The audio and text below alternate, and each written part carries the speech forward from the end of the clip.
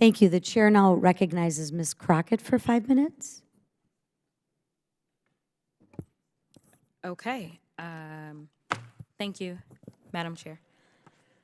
Whew, okay. Critical race theory. I just want to be clear. I'm going to go to the end real quick because I know that was brought up. Critical race theory, is that typically taught K through 12, yes or no? No. Okay, all right. So we can stop with the nonsense because K through 12 was not teaching critical race theory, at least in this country. I can't talk about what happens in other countries, but in our country, K through 12 is not learning critical race theory, just for those that are unfamiliar.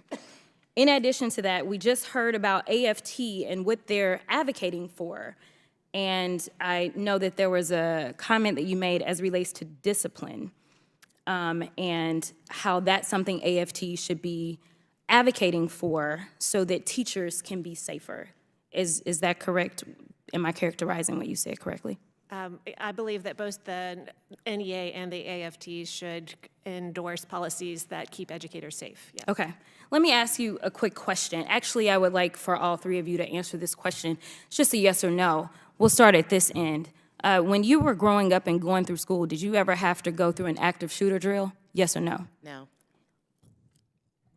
No. No.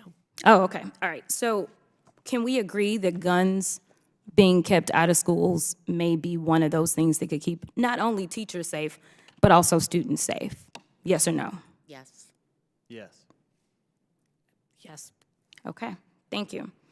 So I do want to touch on a few things that Ms. Ocasio-Cortez talked about because I don't really know the breadth of your understanding or experiences, but to give a little clarity to the district that I come from, 20% of my district live at or below poverty.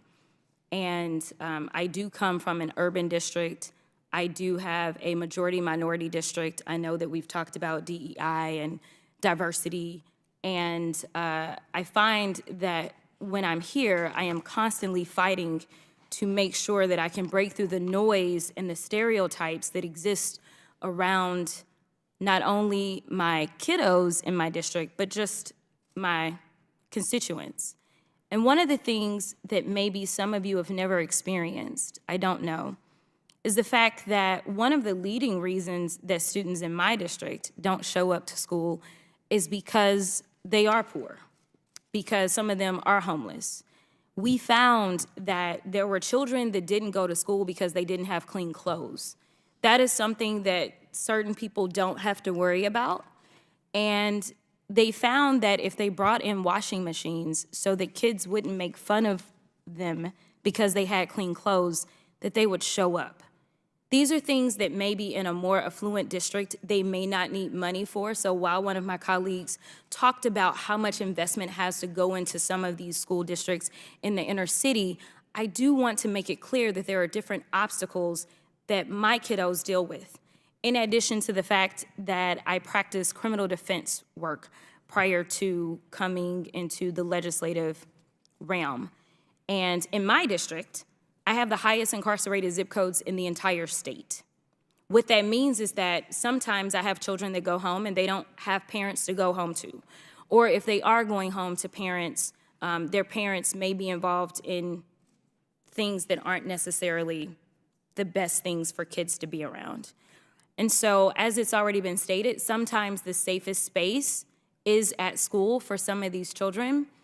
And what is so annoying to me is that we debate whether or not we will invest in our futures.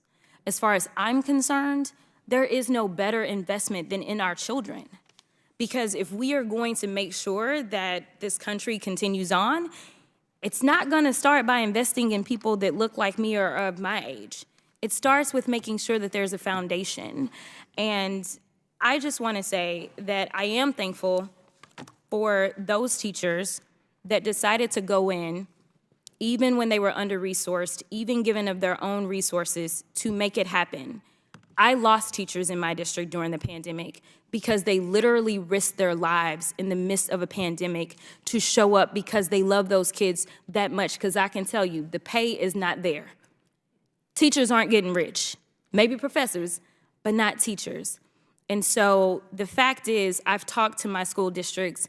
They were able to take advantage of the extra money that was given to them, but guess what? They still had gaps that they needed to fill. And the reason that I brought up gun violence is, number one, it's a safety issue, but also as it relates to the mental health. Children nowadays know where they need to go in case somebody comes in. They're looking for the closet. That is no way for kids in America to live. So we need to make sure that we put kids first. Thank you so much, and with that, I will yield. Thank you.